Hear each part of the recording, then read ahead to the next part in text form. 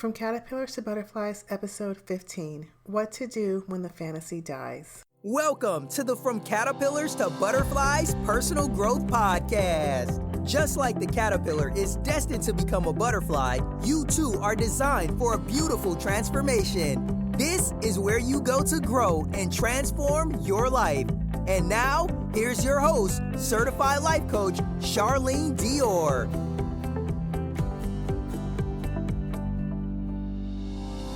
Hey, welcome to the From Caterpillars to Butterflies Personal Growth Podcast. This is Charlene, your host, coming to you for another weekly episode.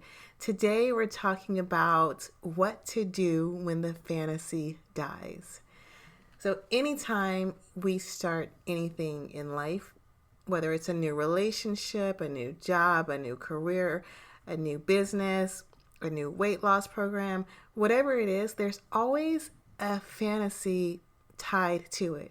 We fantasize about what the future can look like for us, and it is very invigorating. It gives us a sense of hope.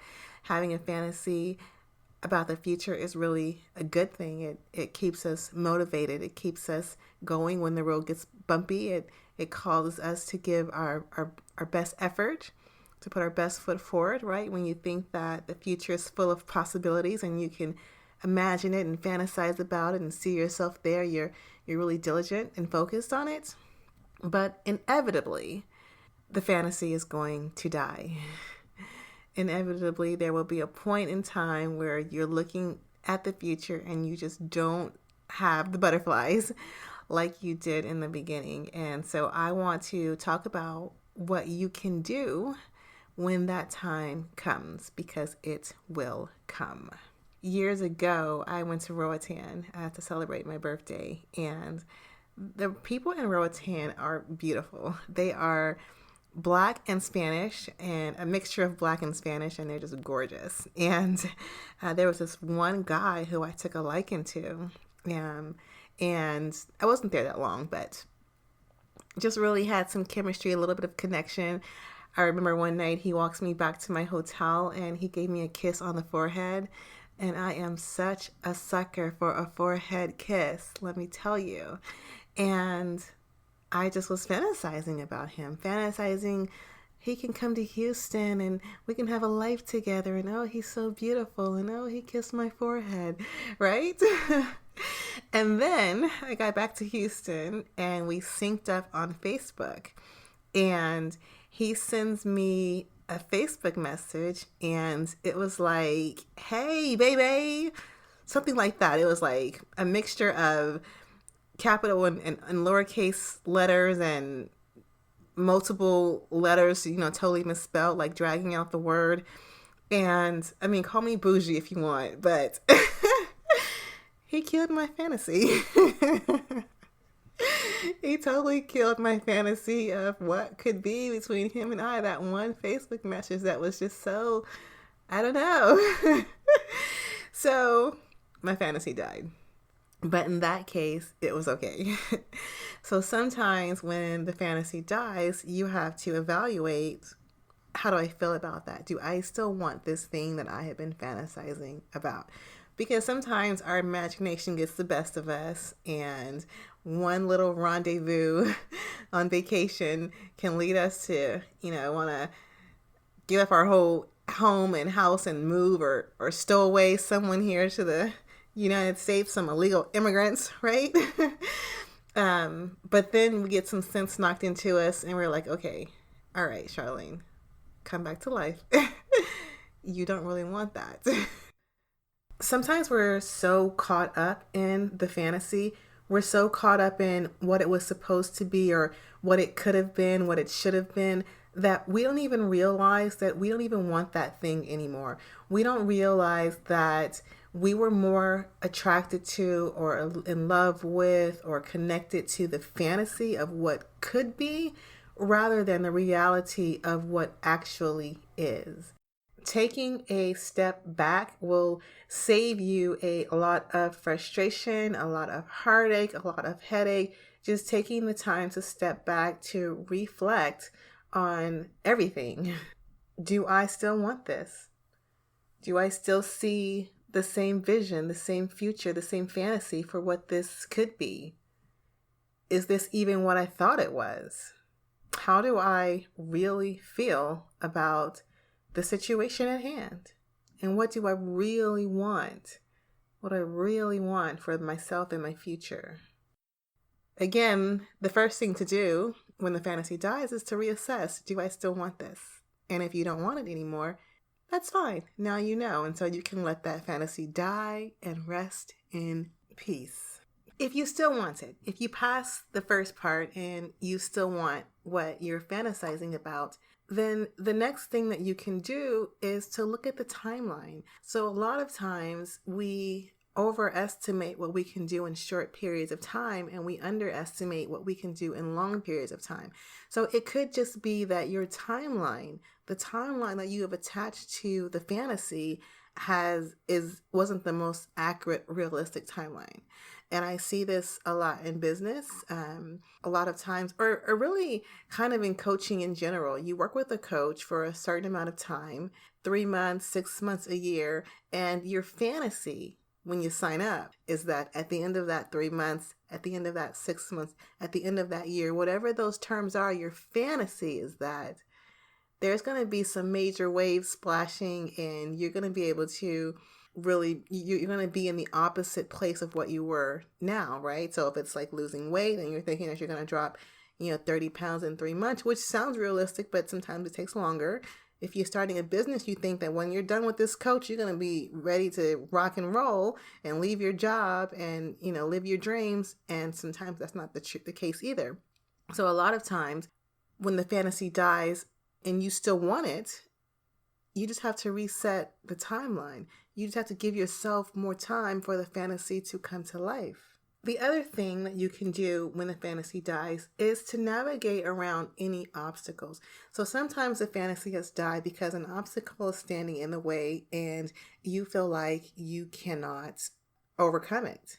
And we have to be really willing and able to navigate around obstacles because this is just life. It's just life that we're going to run up against things. But I think a lot of times we see an obstacle and that signals to us that it's time to stop. And it's not. So we just have to reprogram our minds that when we come up against an obstacle, what we're tasked with doing at that point is to get creative and to solution and to think of other alternatives. I was talking to someone recently who said that she wishes that she didn't buy her house as young as she did because she could have went to Harvard and got a PhD for free, but she can't because she's locked down to her house.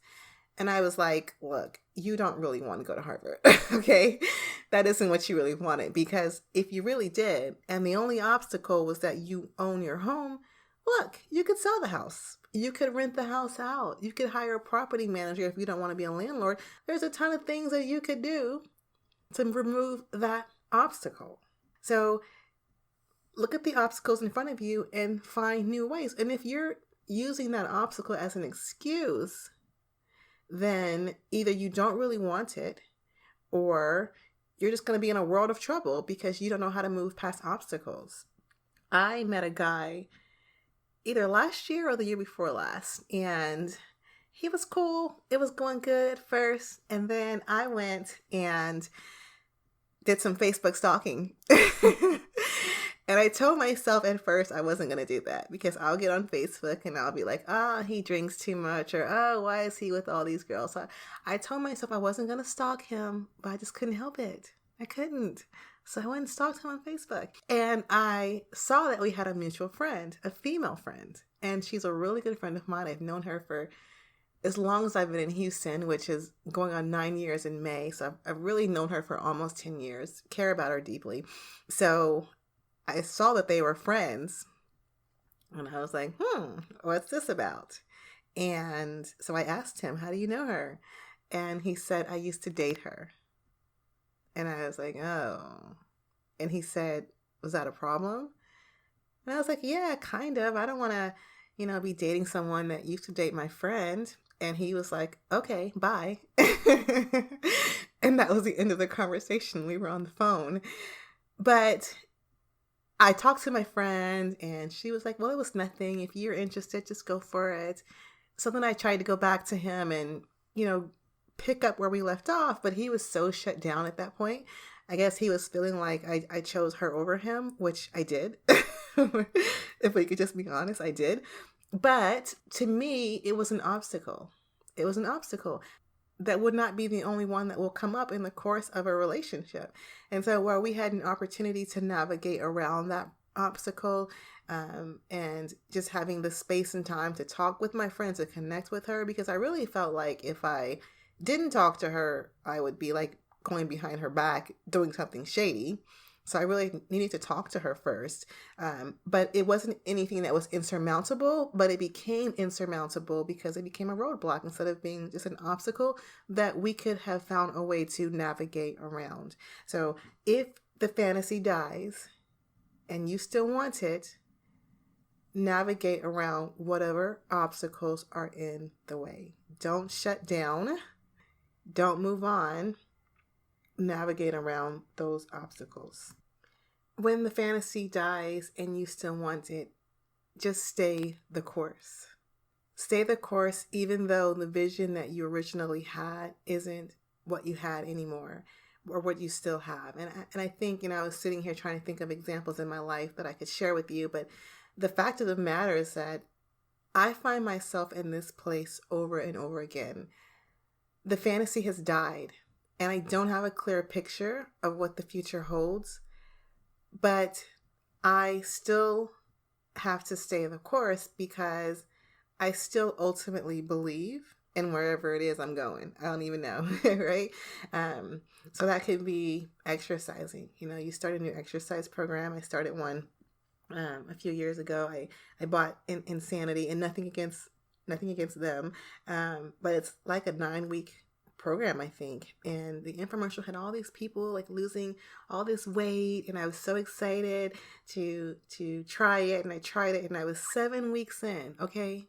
And this was a really intense exercise program. I mean, like, I was beating myself up for an hour, 45 minutes, 5-6 times a week. It was crazy. And I was 7 weeks in, and I had not lost a single pound. And maybe I lost inches, and I should have taken some before and after pictures. But the fantasy died. I knew I was not about to drop 20, 30 pounds in 9 weeks, because here I was in 7 weeks, and I wasn't losing nothing, right? But I still just had to stay the course. The fantasy was dead. I had no idea what to expect, but I still wanted to get in shape and improve my health. So just stay the course. The same thing could be said almost with this podcast, even though I don't have any ill feelings about it, but I don't even know what the fantasy is.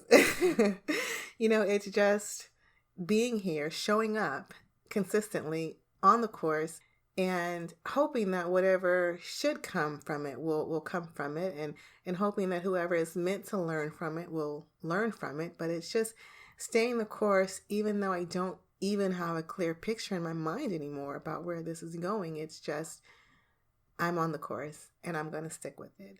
So if the fantasy has died, the fantasy of what could be, what should be, you're feeling like, I just don't know anymore, just stay committed, stay the course, keep doing what you've been doing, keep going for it until you get clarity, right? Martin Luther King Jr. says that faith is taking the first step even when you don't see the whole staircase.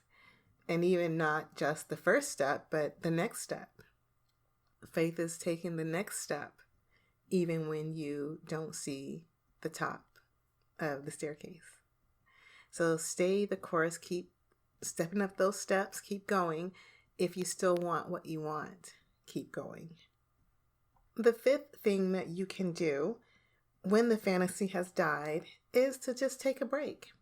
And it doesn't mean to take a complete break. In business or product creation, we have this thing that's called an MVP. Not your most valuable player, but a minimally viable product. So it's kind of the thing that we're going to go out the door with, but it's not the biggest, best thing that we can do. So sometimes when the fantasies died, you have to just take a step back and just put forth the minimally viable product or effort.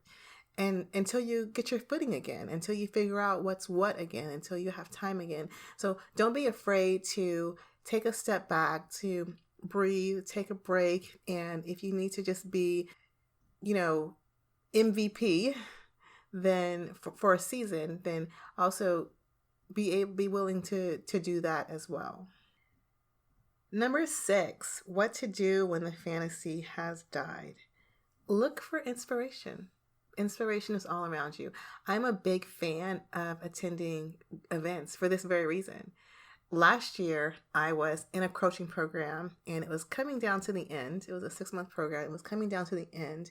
And I really had not seen a lot of the results that I was hoping. My fantasy had died, basically.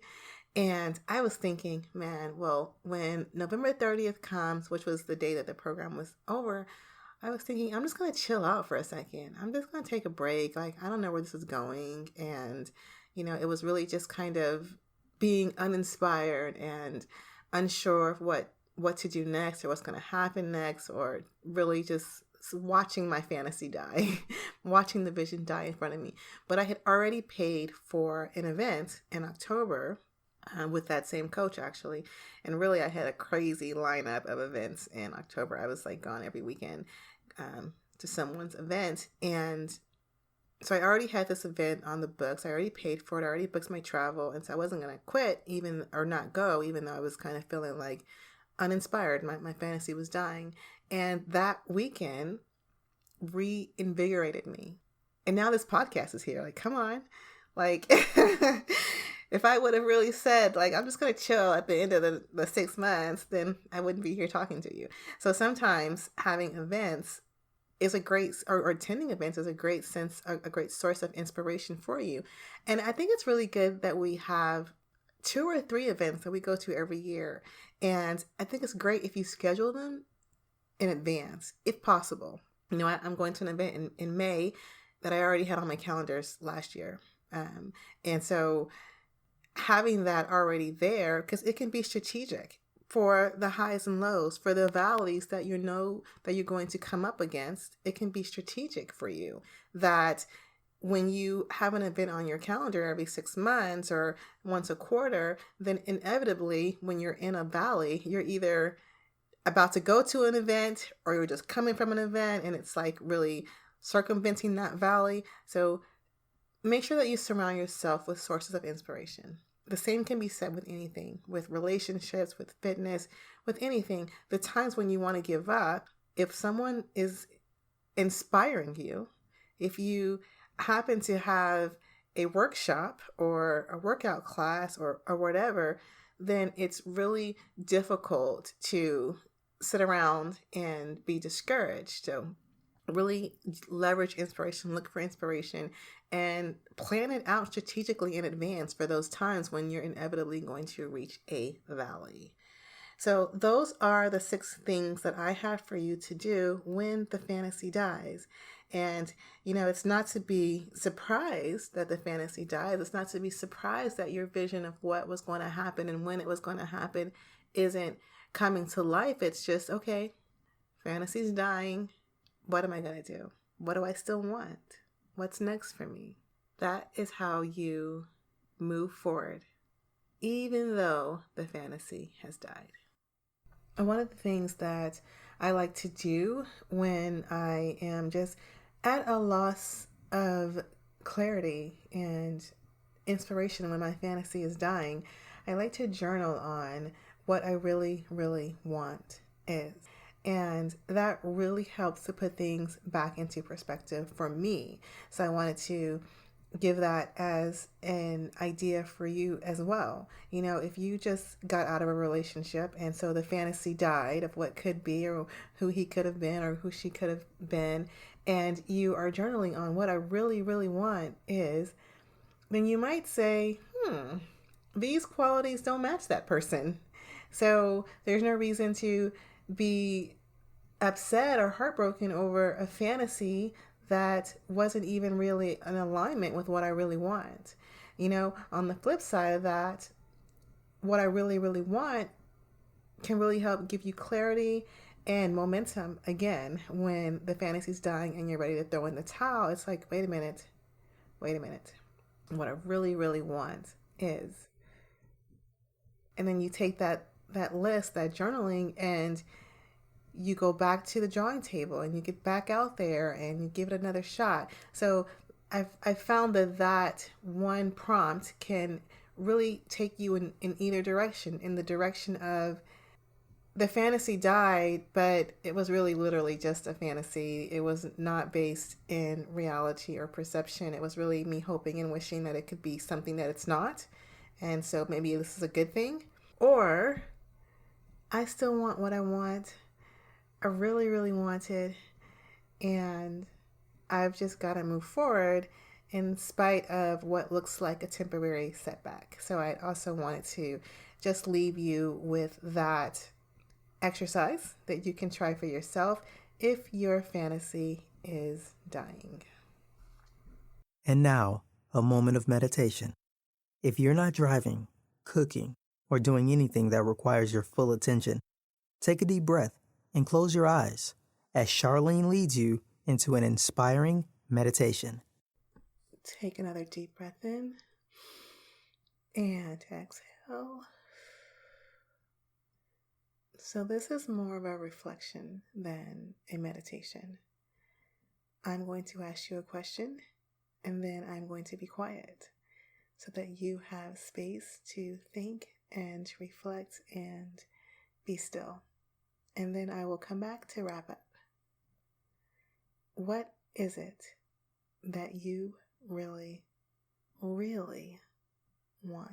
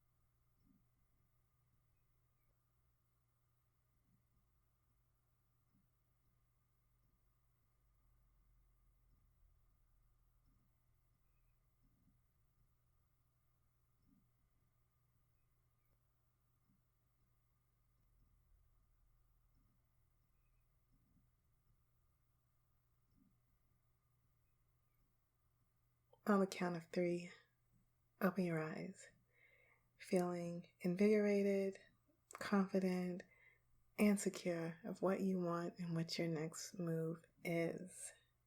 I hope that this episode helped you really regroup once the fantasy starts to die. Until next time, grow on purpose. Thanks for listening to the From Caterpillars to Butterflies podcast, your one-stop shop for all things personal growth. For today's show notes and even more tools and resources to help you transform the life you have into the life you love, go to www.fromcaterpillarstobutterflies.com.